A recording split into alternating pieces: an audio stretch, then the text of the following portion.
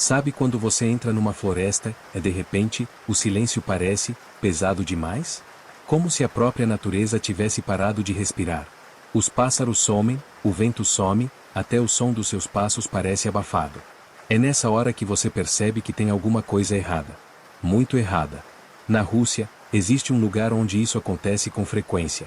Uma floresta que os moradores das vilas próximas evitam como se fosse amaldiçoada. Ninguém entra lá depois que o sol se põe. E os que usaram, bom, alguns nunca voltaram. Os poucos que retornaram, voltaram diferentes. Eles voltam mudos, olhos vidrados, andar cambaleante, como se o cérebro tivesse sido esmagado por dentro. E o mais bizarro, todos dizem a mesma coisa antes de se calarem para sempre. Uma única palavra, Antsibal. Antsibal não é um monstro qualquer. Não é como aqueles fantasmas que aparecem só à noite ou demônios que precisam de rituais. Ele não precisa ser invocado. Ele está lá, sempre esteve. À espreita. Esperando que alguém cometa o erro de pisar onde não devia. Ninguém nunca viu o rosto dele. Ninguém sabe se ele tem olhos, ou se enxerga como a gente. Mas dizem que ele sente. Sente sua presença. O cheiro do seu medo. E quando você menos espera, ele já está perto demais. Não é rápido, não é barulhento. Ele simplesmente aparece. Alto. Imenso. Coberto por água suja, folhas grudadas no corpo, troncos de árvores meio fundidos com a carne, se é que dá para chamar aquilo de carne. Dizem que ele parece um pântano que ganhou pernas e fome. Mas a parte mais assustadora não é como ele mata. É o que acontece antes. A mente da vítima começa a falhar. Primeiro, você escuta um som agudo, depois nada. Você fica surdo. Depois, tudo escurece. Não importa se é de dia. Seus olhos param de funcionar. E então, o chão parece sumir. Você perde o equilíbrio, se sente flutuando num buraco sem fim. Quando a vítima já está completamente perdida no próprio corpo, ele ataca. E ninguém sabe como. Porque ninguém lembra.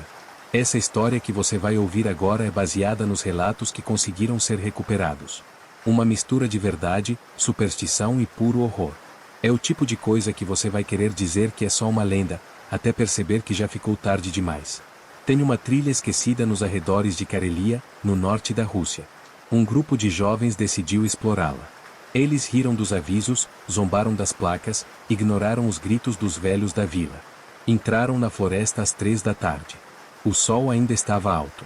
Às 13h42, os moradores ouviram um grito vindo das árvores. Depois, silêncio. 2 dias depois, um dos jovens reapareceu. Sujo, cambaleando, os olhos abertos, mas sem enxergar. Ele não falava. Só repetia uma coisa, com a voz rouca e falha. Ele tá aqui. Ele nunca foi embora. Essa história não é sobre como fugir. É sobre o que acontece quando você não acredita. E entra, onde não deveria. Karelia é uma região esquecida no mapa da Rússia. Fria, úmida, cheia de lagos e florestas densas que mais parecem um labirinto de árvores mortas. No inverno, a neve cobre tudo. No verão, o mato cresce alto e espesso, abafando a luz do sol. O céu quase sempre está cinza, e o cheiro de terra molhada parece impregnado nas roupas, na pele, nos ossos. Entre essas florestas, existe uma em especial. Os locais chamam de Lesnoi Glukoi, que significa algo como floresta surda. Ganhou esse nome porque, lá dentro, os sons simplesmente desaparecem. É como se a floresta engolisse tudo. Até seu grito. Ali, as árvores são tão próximas que é difícil caminhar em linha reta. Troncos retorcidos, musgo cobrindo cada pedra, raízes grossas saindo do chão como armadilhas naturais. Pequenos pântanos surgem entre as clareiras, espelhando o céu nublado com uma calma sinistra. É um lugar onde o tempo parece parar. Onde o silêncio pesa. Onde até a bússola enlouquece. É nesse cenário que conhecemos Denis Volkov, 29 anos, documentarista independente. Denis cresceu em São Petersburgo, mas sua avó materna era de Karelia. Desde pequeno, ouvia as histórias da velha, mitos, lendas, criaturas que habitavam os lagos e as florestas. Ele ria na infância, mas, com o tempo, essas histórias viraram obsessão. Depois de estudar cinema, Denis decidiu que seu trabalho seria registrar o que o mundo esqueceu. Lugares assombrados, rituais perdidos, superstições antigas. Ele já havia passado um mês em Chernobyl, 3 semanas com um culto estranho na Moldávia, e até sobreviveu a um deslizamento de neve nos Montes Urais. Nada o assustava de verdade. Até agora. Foi numa visita à vila de sua avó, já falecida, que ele ouviu novamente o nome que tinha esquecido por anos, Antsibal. Um velho pescador, de olhos fundos e pele enrugada como couro, contou a história como se fosse a coisa mais real do mundo. Disse que o bicho aparecia quando alguém desrespeitava a floresta. Que não era um demônio. Era parte dela. Um castigo vivo. Dennis riu na hora, claro. Mas a curiosidade ficou. E quando soube da trilha abandonada em Lesnoy Glukhoy, decidiu que era hora de investigar. Sozinho. Levou sua câmera, um drone, lanterna, mapa antigo e um pequeno rádio. O plano era simples: entrar pela manhã, filmar durante o dia, sair antes do anoitecer. Registrar sons, imagens, talvez encontrar pegadas ou alguma marca estranha. O tipo de conteúdo que faria seu canal bombar. Na manhã da expedição, o céu estava mais cinza do que o normal. Um vento gelado soprava do leste. Os moradores evitaram olhar nos olhos de Dennis quando ele passou. Ninguém respondeu quando ele deu bom dia. O mesmo velho pescador o chamou de canto e disse uma única frase: se ouvir a floresta parar, corra. Porque ela já viu você. Dennis sorriu. Mas por dentro, um arrepio subiu pela espinha. Ao entrar na trilha, a primeira coisa que notou foi o cheiro. Um odor forte de madeira podre e umidade. A segunda foi o silêncio. Nenhum passarinho, nenhum galho quebrando. Só o som dos próprios passos na lama. E mesmo assim, abafados. Ele apertou o botão da câmera. O LED vermelho acendeu. Ele deu um sorriso nervoso para a lente e falou: Dia 1. Investigação em Lesnoy Glukhoy. À procura de Antsibal. Ou o que sobrou dele. Dennis não sabia, mas aquele seria o último registro com a voz dele. As primeiras horas de Dennis na floresta foram tranquilas. Tranquilas até demais. O que era para ser um ambiente barulhento, cheio de insetos, folhas se mexendo, o zumbido distante de mosquitos, parecia morto. Até o som da própria respiração parecia não passar da garganta. Ele tentou fazer algumas tomadas panorâmicas com o drone, mas o sinal começou a falhar. Subia 5 metros, tremia no ar e caía como se algo o puxasse de volta. A câmera na mão ainda gravava, mas as imagens saíam estranhas, escuras demais, mesmo com a luz do dia. Como se a floresta estivesse filtrando a claridade. Na terceira hora de caminhada, Dennis encontrou algo incomum, um círculo de pedras com musgos esbranquiçados, como se tivessem sido queimados por dentro. No centro, um animal morto. Um veado jovem, olhos arregalados, a pele enegrecida como se tivesse sido queimada, mas sem fogo. Nenhum cheiro de carne. Nenhum sinal de predador. Ele filmou. Deus o comentou no áudio. Algum tipo de ritual? Ou talvez um raio. Mas não tem sinal de tempestade. Bizarro. Tentou não dar muita importância, mas a verdade é que ele já sentia algo errado. Um mal-estar leve, como se estivesse com febre. O suor começou a escorrer mesmo com o clima frio. A pele arrepiada. A sensação de estar sendo observado começou suave, mas foi crescendo. Em cada clareira. Em cada curva de trilha. Até que, ele parou. O vento cessou de vez. A floresta ficou absolutamente imóvel. Nenhuma folha balançava. Nenhum som. Nenhuma vibração. E então, como se estivesse sonhando acordado, Dennis percebeu que estava com a boca aberta, mas não ouvia o som da própria respiração. Tapou os ouvidos com as mãos e percebeu, não era ele. Era o mundo ao redor. Ele estava, de fato, surdo. Assustado, desligou a câmera e começou a andar mais rápido. Pegou o rádio e tentou chamar alguém, qualquer um, mas só ouvia chiados, ou achava que ouvia. Não tinha como saber se aquilo era real ou só o eco do pânico na cabeça. Foi quando viu, pegadas. Gigantes. Profundas. Mais de 20 centímetros de profundidade na lama. Não era de urso. Nem lobo. As marcas pareciam de um pé humano, mas deformado, como se raízes tivessem crescido junto com os dedos. E estavam molhadas. Recentes. Dennis começou a gravar de novo. Narrou o que via com a voz trêmula. Quando olhou para o visor da câmera, congelou. Atrás dele, algo se movia. Rápido demais.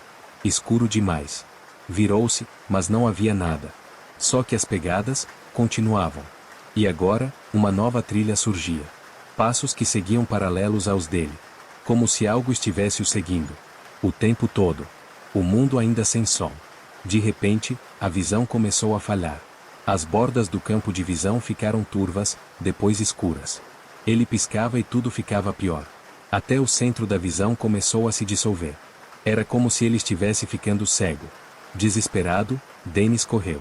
Cambaleando, tropeçando em raízes, batendo em galhos invisíveis. A câmera caía e voltava à mão. O rádio girava pendurado no pescoço, mudo. Ele gritava, mas nem ele mesmo conseguia ouvir. Foi quando caiu. Um buraco? Um troco?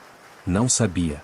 Só sentiu o impacto e o rosto afundando em algo pegajoso, úmido, frio e pulsante. Com esforço, tentou se levantar. As mãos estavam cobertas por uma substância escura. Não era lama. Não era sangue. Era algo entre os dois. Espesso. Com cheiro de água parada misturada com carne podre. E então, no breu da visão que sumia, ele ouviu uma coisa. Uma única palavra. Lá no fundo da mente. Não com os ouvidos, mas como se a floresta tivesse pensado para ele. Antsibal. Quando Dennis acordou, estava deitado num chão frio e encharcado. A claridade do dia tinha desaparecido. Tudo ao redor era uma escuridão úmida e densa. A floresta parecia ainda mais viva, mas de um jeito doentio. O chão respirava. As árvores pingavam uma gosma escura. O silêncio continuava absoluto. Ele tentou se levantar, mas o corpo não obedecia direito. Os braços tremiam, as pernas estavam moles. A visão voltava aos poucos, mas completamente distorcida. As cores pareciam erradas, como se ele estivesse olhando por trás de um vidro sujo. O verde da floresta era agora um marrom escuro. O céu? Preto, sem nenhuma estrela. Ele tentou falar, gritar, mas sua voz saía como um sussurro abafado. Foi então que percebeu, estava cercado. Em volta dele, troncos grossos, alguns cobertos de musgo, outros pareciam se mover levemente. Eram como colunas de carne e madeira. E no meio deles, algo se ergueu. Alto. Muito mais alto que qualquer ser humano. Um ser coberto por água escura, plantas, galhos e restos de troncos. Dos ombros caíam cipós como cabelos molhados. Os braços eram longos demais, com dedos finos e tortos que pareciam raízes. O rosto, se é que dava para chamar de rosto, era apenas um buraco. Um vazio escuro no meio do corpo, cercado de algo que parecia carne viva. Era Antsibal. Dennis ficou paralisado. Não por escolha, o corpo simplesmente não respondia. O medo era tão profundo que virou físico. As lágrimas caíam sozinhas, misturando com a lama e o suor.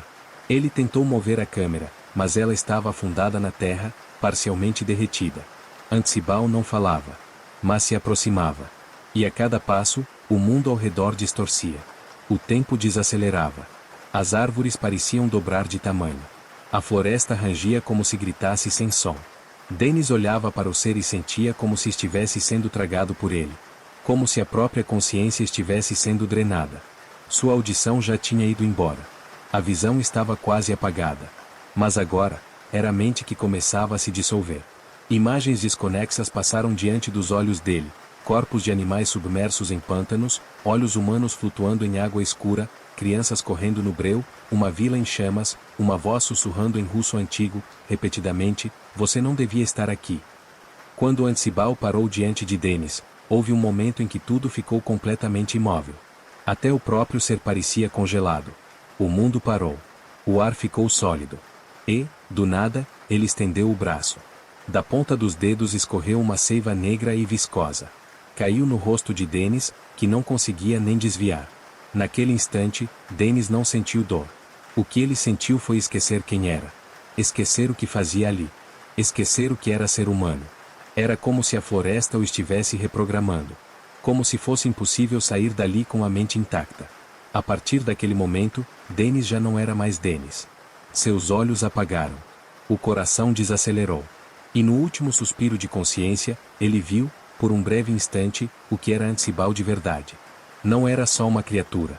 Era a própria vingança da floresta. Uma força antiga, nascida do abandono, da dor, da podridão deixada pelos humanos. Algo que absorvia cada passo em falso, cada invasão, cada poluição, e se alimentava disso. E agora, se alimentava dele.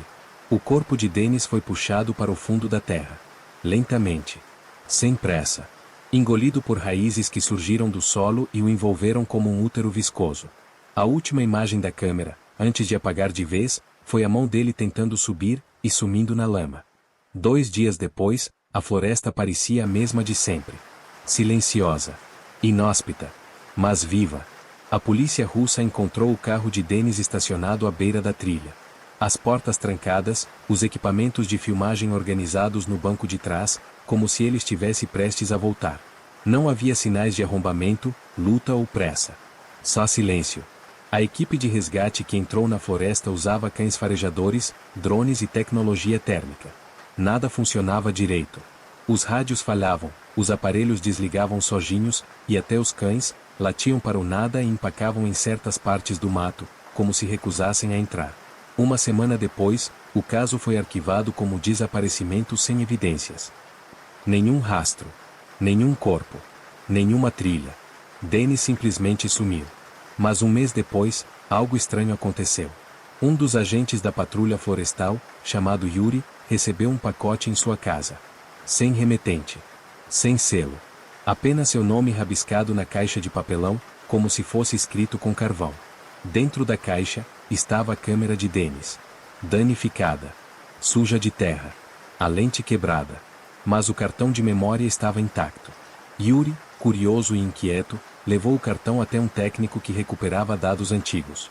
Após algumas horas de trabalho, os arquivos começaram a surgir. Alguns corrompidos. Outros, incompletos. Mas havia um vídeo, o último gravado. As imagens mostravam partes do que Denis viu, borradas, distorcidas, mas reais. A respiração pesada. As pegadas gigantes. Os galhos que pareciam se mover sozinhos. E, por fim, a queda. O pântano. A escuridão. Yuri assistiu tudo. Sozinho, no porão de casa. E ao final do vídeo, com o coração na garganta, viu o que mais o deixou em choque. A última cena mostrava Denis olhando direto para a lente, com os olhos completamente escuros, como se não tivesse mais pupilas. A câmera estava no chão, caída de lado, mas ele se aproximou devagar, cambaleando, e sussurrou algo direto para o microfone. Eu vi. Ele vive na floresta. Ele é a floresta. E agora, ele vive em mim. O vídeo termina com um barulho abafado, como um tambor molhado, e a tela fica preta. Mas, antes de desligar por completo, por uma fração de segundo, um rosto aparece. Um rosto impossível de ser humano. Um buraco escuro cercado por carne enraizada, olhando direto para quem assiste. Yuri jurou que sentiu um cheiro de podridão vazar do computador. Que o ar da sala ficou pesado. Que ouviu um zumbido no ouvido esquerdo por horas. E desde aquela noite, nunca mais foi o mesmo. Ele começou a sonhar com pântanos. Com raízes entrando por seus ouvidos. Com olhos humanos flutuando na água. Com o nome Ansibal sendo sussurrado por vozes que ele não reconhecia. Pouco tempo depois, Yuri desapareceu também. Hoje, existe uma pequena trilha que muitos locais evitam na floresta, perto do ponto onde Denis deixou o carro. Dizem que às vezes se escuta passos atrás de você mesmo estando sozinho. Que o som do vento simplesmente para. Que os olhos embaçam. E que, se você escutar a floresta chamando pelo seu nome, é porque Ansibal te viu. E agora, ele vai te desorientar. Depois te deixar cego.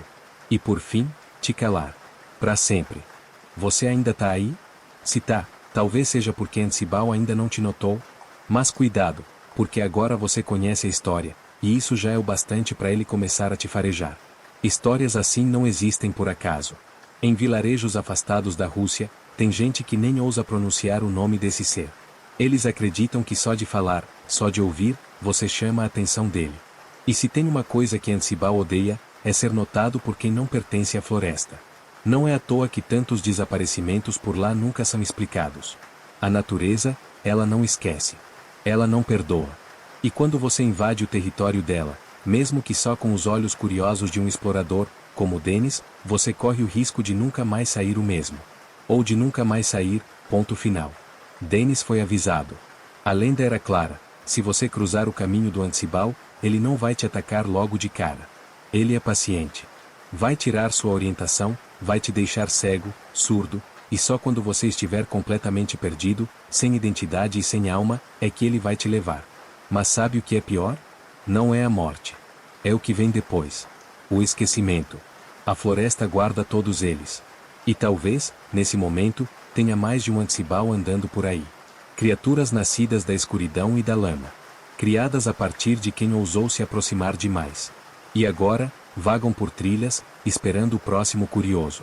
E se você escutar o seu nome sendo sussurrado por entre as árvores, fuja. Ou melhor, nem entre. Porque agora você sabe. Você ouviu. Você viu. E talvez, só talvez, ele esteja mais perto do que você pensa. Agora me responde uma coisa. Você tem certeza que tá sozinho aí?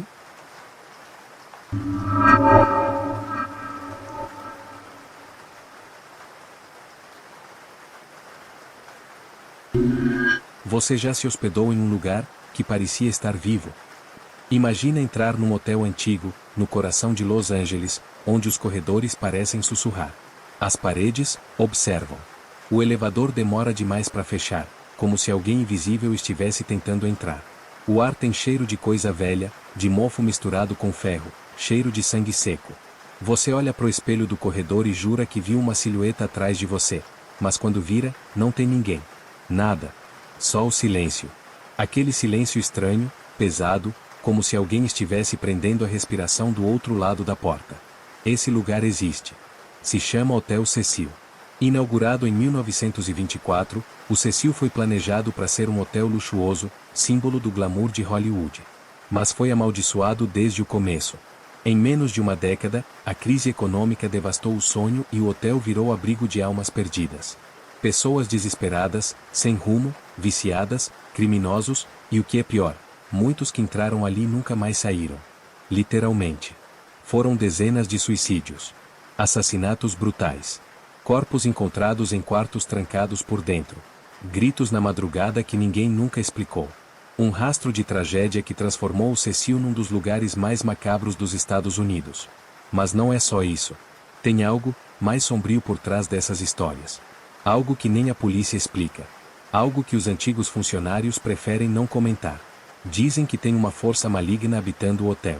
Uma energia que atrai o mal. Como um ímã para a loucura. E quanto mais tempo você passa lá dentro, mais ela se aproxima de você. Gente que se hospedou por lá relata coisas bizarras. Batidas nas paredes durante a noite, sombras que passam correndo pelo quarto, televisões que ligam sozinhas às 3 da manhã, sussurros dentro do armário. Teve quem acordou com marcas de arranhões nas costas. Outros juram ter visto rostos estranhos no espelho, e não eram os deles. Mas a história mais famosa, e talvez a mais assustadora, é a de Elisa Lam. Em 2013, a jovem canadense de 21 anos desapareceu dentro do Hotel Cecil. Foi vista pela última vez em imagens de uma câmera de segurança, agindo de forma estranha dentro do elevador. Ela parecia estar fugindo de alguma coisa, ou alguém. Apertava botões aleatórios, olhava para fora como se algo a perseguisse. Depois disso, sumiu. 2 semanas depois, o corpo dela foi encontrado dentro da caixa d'água no terraço do hotel. Flutuando. Nu. Sem sinais de violência. A tampa da caixa, pesada, estava fechada. E o acesso ao local era restrito. Não fazia sentido. Até hoje ninguém explica como ela foi parar ali. O caso viralizou no mundo inteiro. Muita gente acredita que Elisa foi vítima de alguma força maligna do hotel. Outros acham que enlouqueceu. Mas o que ninguém pode negar, é que o vídeo dela no elevador parece coisa saída de um filme de terror. E foi gravado ali, dentro do Hotel Cecil. Esse é só um dos muitos casos sinistros que cercam esse prédio amaldiçoado. Ao longo dessa história, vamos te levar pelos corredores do Cecil. Vamos contar tudo, os assassinatos, os suicídios, os serial killers que se hospedaram por lá, e os relatos mais bizarros de quem enfrentou o que vive lá dentro. Mas já vou te avisando, se você for sensível a histórias macabras, talvez seja melhor parar por aqui. Porque, a partir de agora, o Hotel Cecil vai abrir suas portas para você. E talvez, você nunca mais consiga sair. O ano é 2014. Um ano depois da morte de Elisa Lam. O Hotel Cecil segue funcionando, agora com outro nome, Stay on Main, numa tentativa falha de apagar o passado. Mas ninguém esqueceu. Nem os moradores de Los Angeles, nem os turistas mais curiosos, nem os caçadores de fantasmas. É nesse cenário que conhecemos Lucas Andrade, um brasileiro de 29 anos, jornalista e criador de conteúdo especializado em histórias paranormais. Lucas tem um canal no YouTube, onde viaja o mundo explorando locais abandonados e assombrados. Seu lema é: se tem algo estranho acontecendo, eu vou estar lá. Ele não é do tipo que se assusta fácil, já passou a noite em sanatórios, casas mal assombradas, cemitérios antigos, mas agora ele quer algo maior. Algo que realmente o desafie. E foi assim que o Hotel Cecil entrou no radar. Lucas chega a Los Angeles numa tarde nublada de novembro. O clima combina perfeitamente com a energia que ele sente no ar, pesada, carregada. Ao longe, a fachada do Hotel Cecil surge entre os prédios antigos do centro da cidade, com suas janelas retangulares, algumas quebradas, outras escurecidas por dentro. A pintura desbotada revela as décadas de abandono e caos. Uma sensação estranha bate no peito de Lucas. Algo como um aviso silencioso. Mas ele ignora. Com a mochila nas costas e uma câmera presa no peito, Lucas atravessa as portas giratórias. O saguão é apertado, com um balcão antigo e sofás gastos. Tudo ali parece parado no tempo.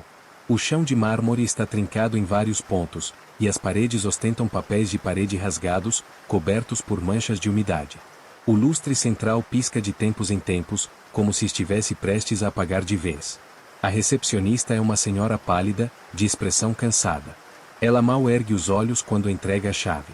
Quarto 412. Cuidado com o elevador, ele costuma falhar. Lucas agradece e segue. O elevador tem um espelho sujo, coberto de arranhões. Ele entra e, no reflexo, parece ver um vulto passar rapidamente atrás dele. Vira-se no impulso, mas não há nada.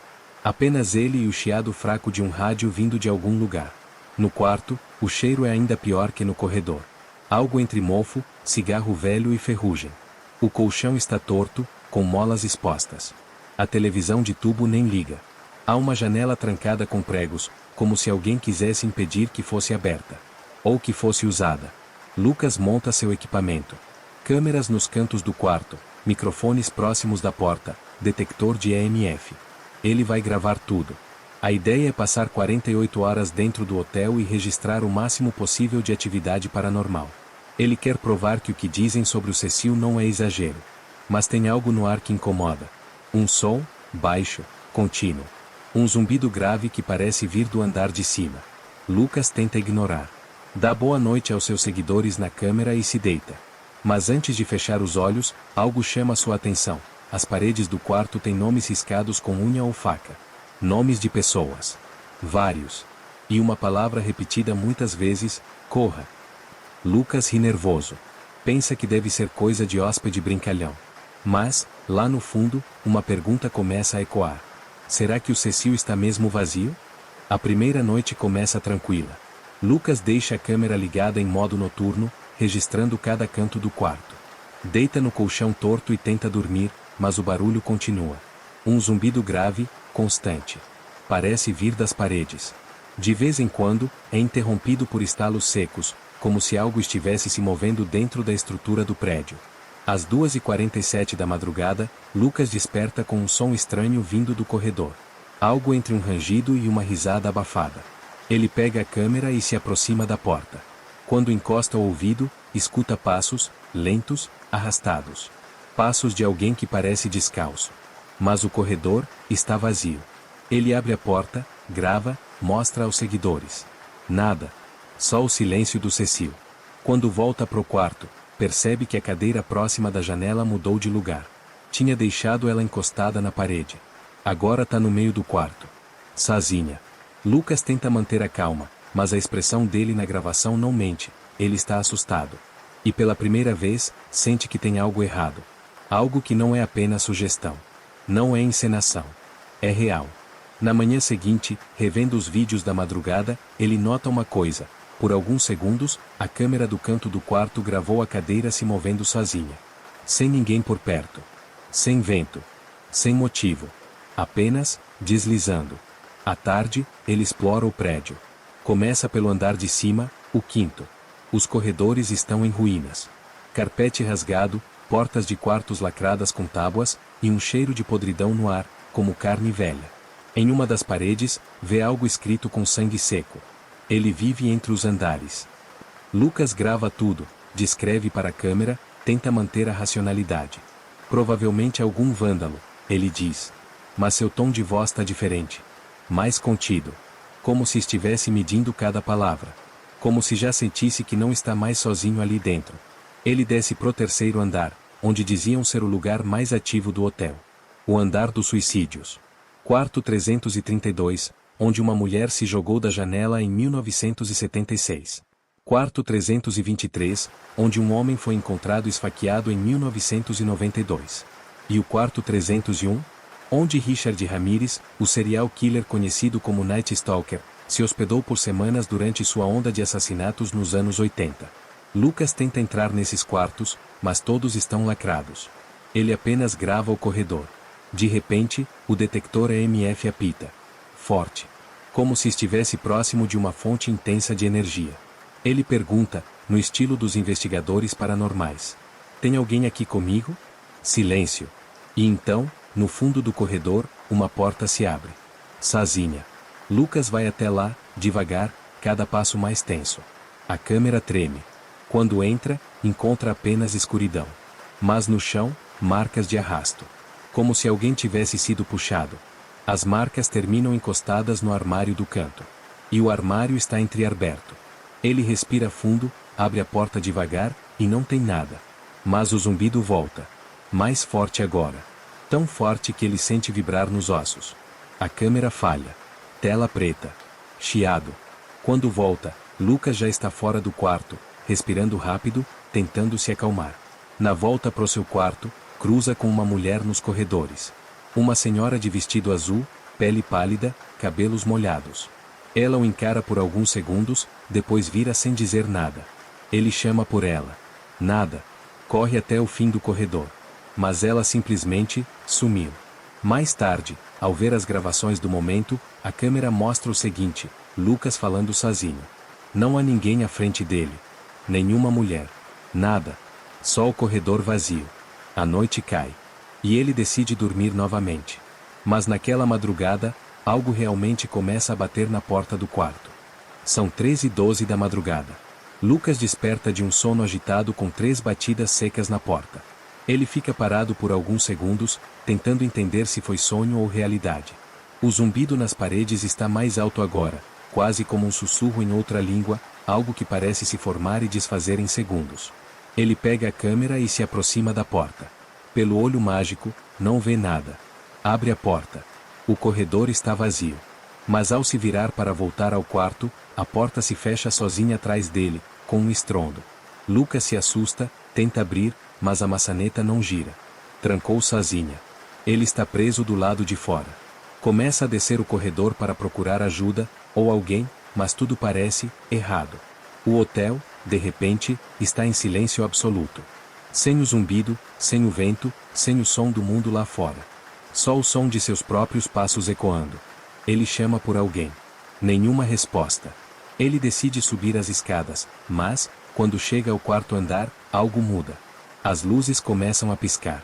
As paredes parecem mais úmidas, como se estivessem vivas.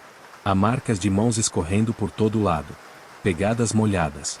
Como se alguém tivesse caminhado descalço, vindo de algum lugar, ou de alguma coisa.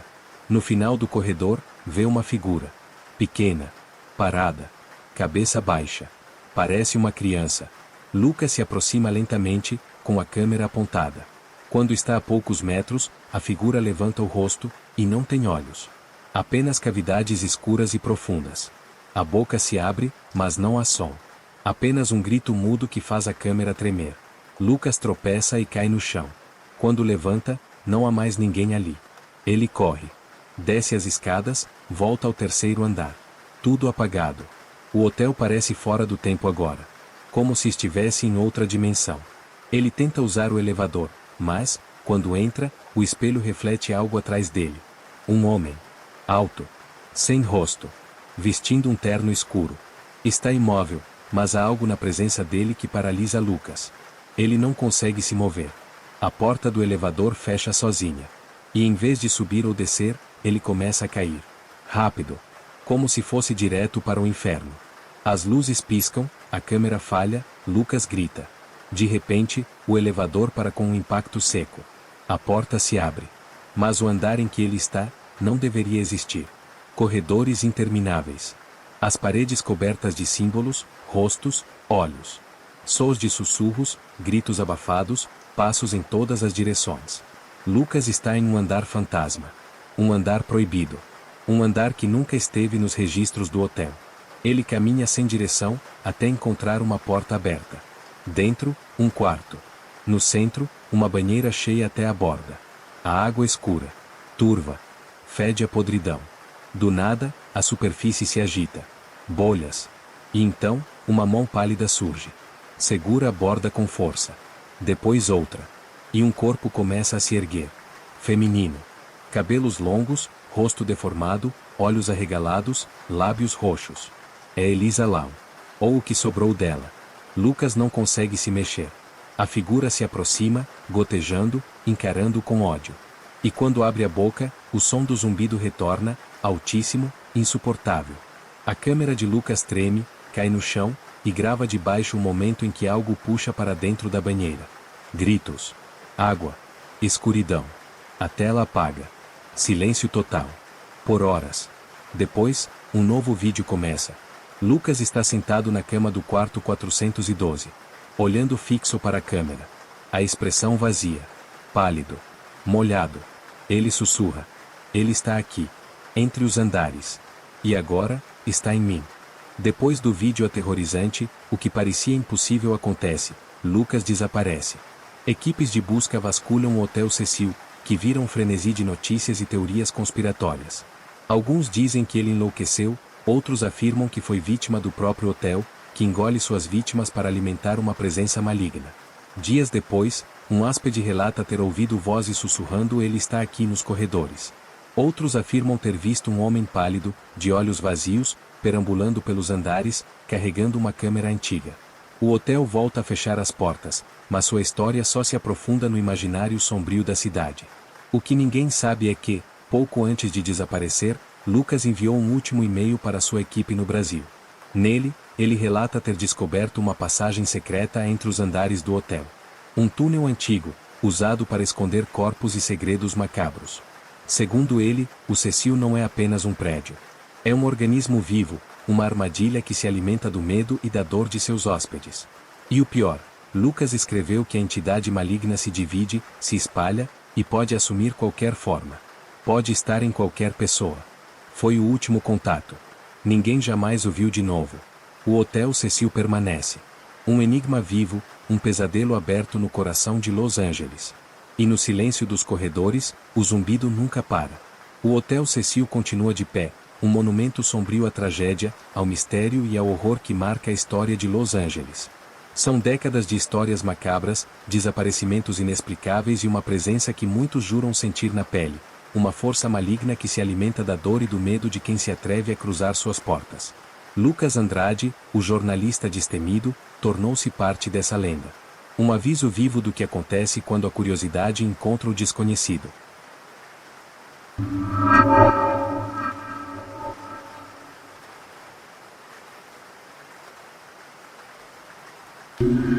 A casa no fim da estrada de terra. Sabe aquela sensação de que tem algo muito errado, mas você não consegue explicar? Era assim que os moradores de Plainfield, no Wisconsin, se sentiam sempre que passavam perto da casa de Edward Gen. Uma construção velha, solitária, com tábuas apodrecidas e janelas cobertas por panos sujos. Durante o dia, já era esquisito. Mas à noite, ninguém ousava se aproximar. E não era só medo do escuro. Tinha algo mais. Algo podre. Algo errado demais para ser só superstição. Entre 1945 e 1957, mulheres começaram a desaparecer na cidade. Sem explicação, sem rastros. Sumiam no ar como fumaça. A polícia procurava, as famílias choravam, mas nada, nenhuma pista concreta. A cidade inteira ficou em alerta. Ninguém andava sozinho, portas trancadas, janelas reforçadas. Mas mesmo com todo o cuidado, elas continuavam sumindo. A coisa mudou de figura no dia 16 de novembro de 1957.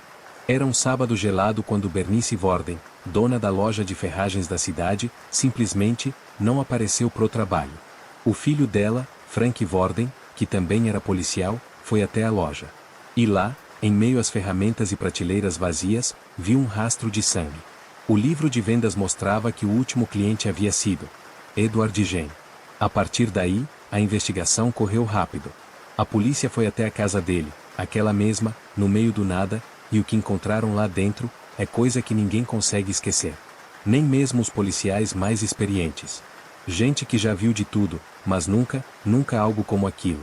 Imagina entrar numa casa e dar de cara com um coração humano numa panela no fogão. Cortinas feitas de pele. Cadeiras estofadas com couro humano.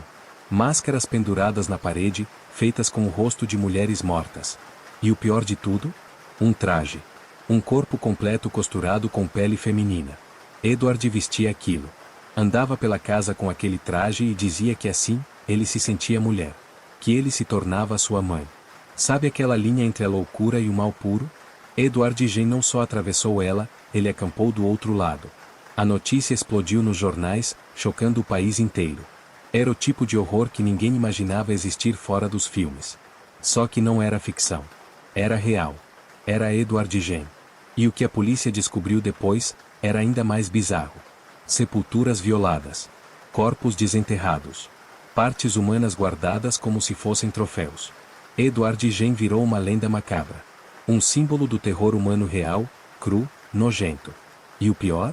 Ele não matou tantas pessoas quanto se pensa. Mas o que fez com os corpos, é o que assombra até hoje. Essa é a história dele.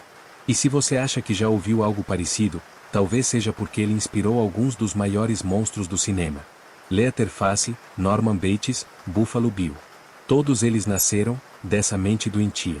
Mas antes de virar lenda, Edward Gen era só um vizinho estranho. Solitário. E ninguém mesmo, poderia imaginar o que tinha por trás daquelas paredes sujas. Quer saber como tudo começou? Como um menino franzino e tímido se transformou num dos assassinos mais bizarros da história. Então prepara o estômago. Porque essa história tá só começando. Plainfield, Wisconsin. Uma cidadezinha pacata, quase esquecida no mapa, com menos de 700 habitantes na época.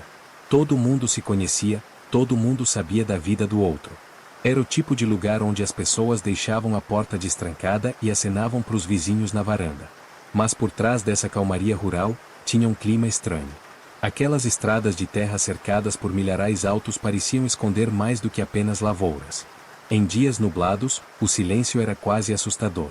E à noite, com o vento soprando por entre as árvores secas e rangendo os celeiros abandonados, o som do nada se tornava ensurdecedor.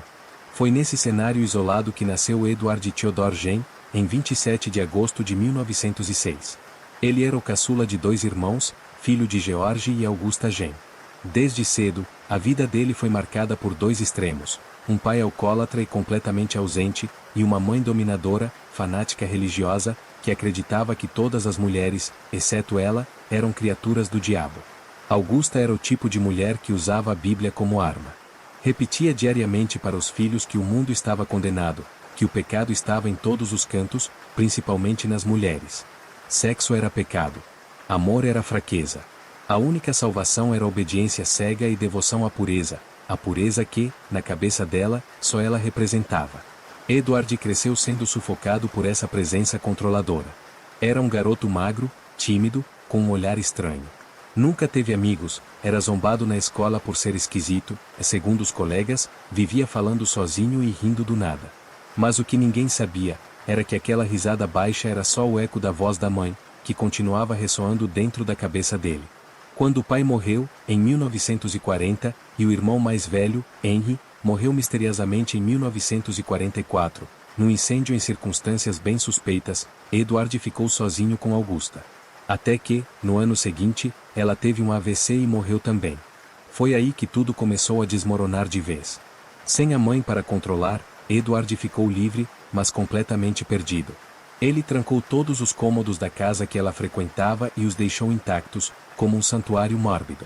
Dormia na cozinha, comia enlatados, vivia no meio da sujeira e da solidão. Mas em vez de buscar companhia humana, ele começou a cavar fundo, no cemitério. Literalmente. Ele invadia túmulos à noite, desenterrava mulheres que lembravam sua mãe e levava partes delas para casa. Era como se tentasse reconstruí-la. Parte por parte. Pele, seios, rosto. Uma espécie de Frankenstein materno feito de carne morta. Os vizinhos achavam que ele era apenas um homem estranho e solitário. Um faz-tudo esquisito, que ajudava em tarefas leves e fazia pequenos concertos pela cidade. Ninguém imaginava o que acontecia dentro daquela casa decadente. E o cheiro? Ele sempre dizia que era problema no esgoto. Ou bicho morto no celeiro. E o povo acreditava. Porque ninguém queria imaginar a verdade. Até que o desaparecimento de Bernice Worden fez tudo vir à tona. E aí, a máscara caiu. Mas antes de chegar nesse ponto, é importante entender. Edward Gen não era um assassino em série no molde tradicional. Não caçava por prazer. Não era sádico como outros monstros da história. Ele estava preso num labirinto psicológico criado desde criança, onde morte, devoção e loucura se misturaram de um jeito impossível de desfazer. E é aí que a história dele se torna ainda mais perturbadora. Depois da morte da mãe, Edward Gen mergulhou de vez no isolamento. O mundo exterior já não fazia sentido para ele. As vozes dentro da cabeça eram mais familiares que qualquer conversa real. Ele passava os dias entre tarefas simples e noites, no cemitério. Mas ninguém sabia disso. Para os moradores de Plainfield, Ed era só aquele cara quieto que ajudava no açougue, consertava janelas, trocava óleo de trator. Às vezes ele ria sozinho no mercado.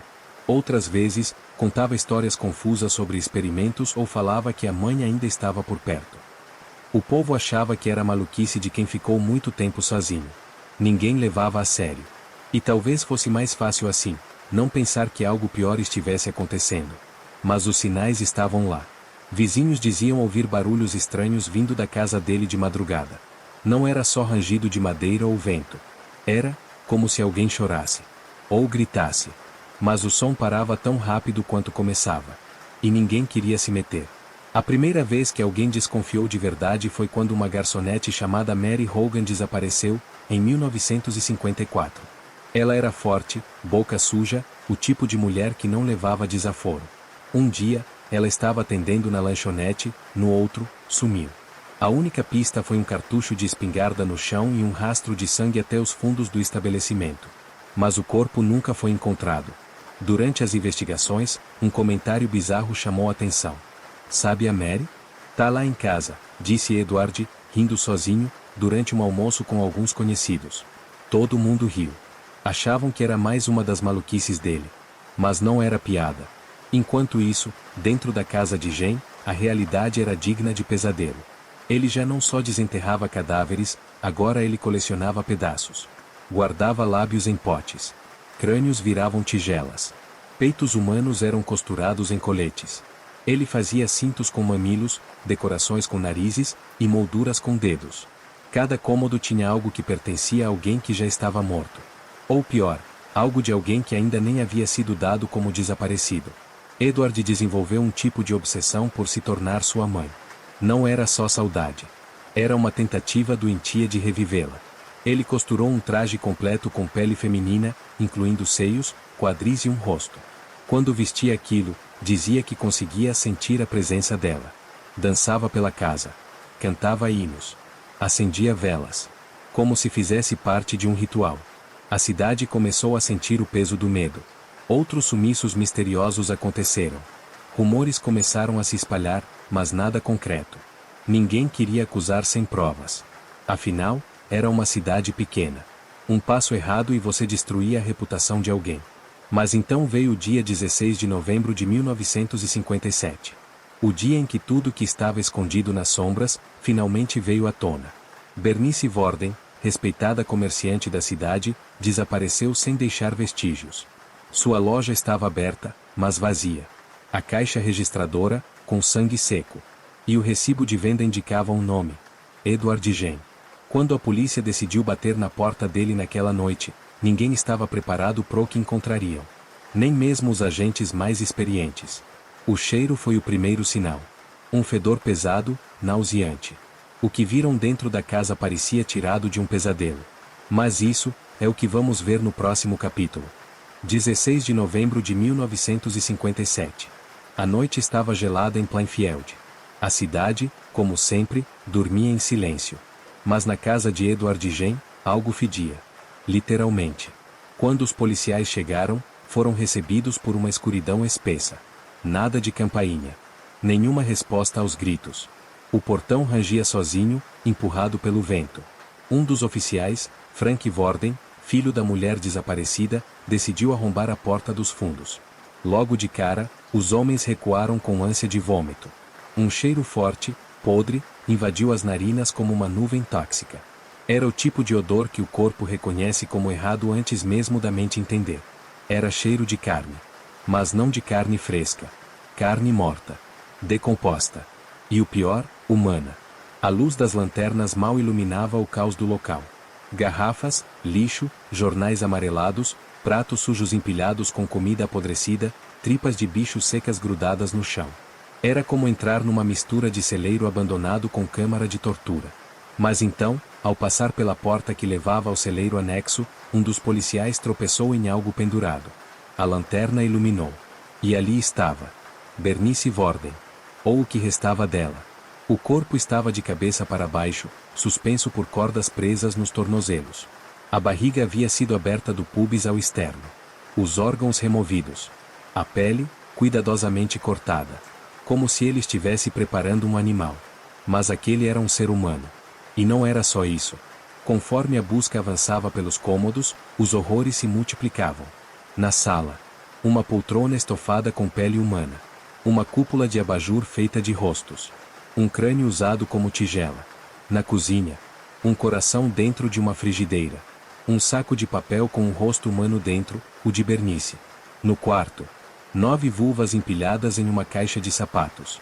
Uma máscara feita com o rosto inteiro de uma mulher, olhos vazios, costurada para caber na cabeça de Ed. Uma roupa de mulher feita com seios e pele, como se fosse um macacão grotesco. E então, veio a peça central do pesadelo. O traje da mãe. A pele cuidadosamente costurada, com um busto real, quadris, barriga, tudo de mulheres diferentes, mas ajustado para parecer com Augusta Gen. Os investigadores acreditam que Edward o vestia à noite.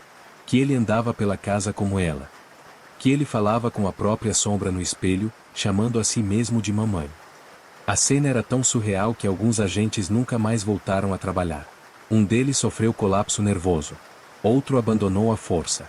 Nenhum treinamento policial poderia preparar alguém para aquilo. Edward foi preso naquela mesma noite. Estava calmo, quase gentil. Disse que tudo aquilo era necessário. Que ele precisava da mãe por perto. Que o traje o ajudava a se sentir completo.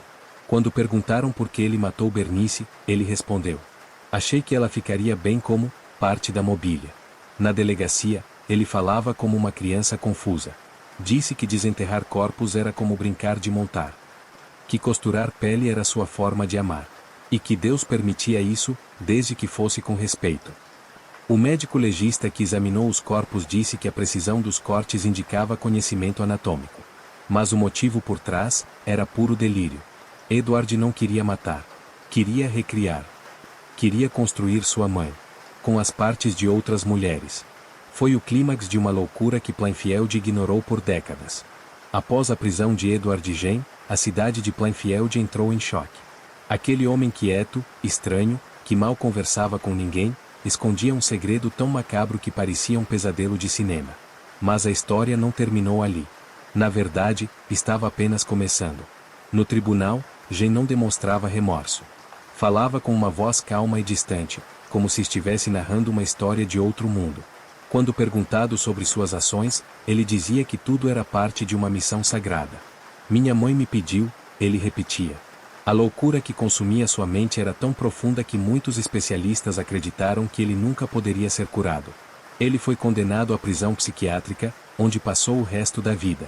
Mas sua influência não morreu junto com ele. A mídia logo descobriu os detalhes do que havia na casa de Gen, claro, a história correu o país. Foi um choque que inspirou dezenas de livros, filmes e lendas urbanas. Psicopatas imitaram suas práticas, e seu nome virou sinônimo de horror. Mas o mistério maior que a cidade de Plainfield jamais conseguiu explicar foi este. Durante as buscas na casa, a polícia encontrou um quarto trancado à chave. Ninguém jamais conseguiu abrir. Por mais que tentassem, a porta resistia. Dizia-se que dentro daquele cômodo havia algo que até mesmo Gen temia. Com o tempo, as teorias se multiplicaram. Alguns dizem que lá dentro estava o corpo da mãe de Edward, escondido de forma tão grotesca que ninguém tinha coragem de desvendar. Outros acreditavam que era um altar macabro, um lugar onde ele realizava seus rituais mais obscuros. Após anos de tentativas frustradas, o cômodo foi selado para sempre. A casa de Edward Gen acabou sendo demolida, mas ninguém jamais se atreveu a substituir a porta trancada. Até hoje, moradores da região relatam ouvir sussurros ao passar pelo terreno vazio. Sussurros que parecem chamar pelo nome de Edward, ou talvez pela mãe que ele jamais conseguiu deixar ir. A história de Edward Gen é um lembrete sombrio de que a loucura pode estar escondida em qualquer esquina. Que monstros podem estar disfarçados de pessoas comuns. E que, às vezes, o maior terror está dentro da mente humana. E você, acha que o mal morreu junto com ele? Ou será que algo daquela casa maldita ainda está por aí, esperando para despertar? E assim termina a terrível história de Edward Gen, o homem que transformou a casa de Plainfield em um verdadeiro antro de horrores. Um lugar onde o medo, a loucura e a morte se misturaram de um jeito tão perturbador que até hoje ecoa nos sussurros do vento. A mente humana pode ser um labirinto escuro, onde nem sempre sabemos o que está escondido nas sombras. E Edward Gen é a prova viva disso. O monstro que morava ali não usava uma máscara, ele usava a própria pele, e o próprio medo daqueles que nunca imaginaram o que havia por trás da porta trancada. Se essa história te arrepia até a espinha, imagina só como seria estar diante daquela casa, naquela noite fria de novembro, sem saber que horrores aguardavam ali dentro. Agora, quero saber de você, o que mais te assustou nessa história? Você acha que há mais segredos ocultos naquela casa? Ou que outras histórias sombrias estão por trás dos portões de Plainfield? Tem alguma lenda urbana ou história macabra que você quer ver por aqui? Manda nos comentários, quem sabe não trago o seu pedido na próxima.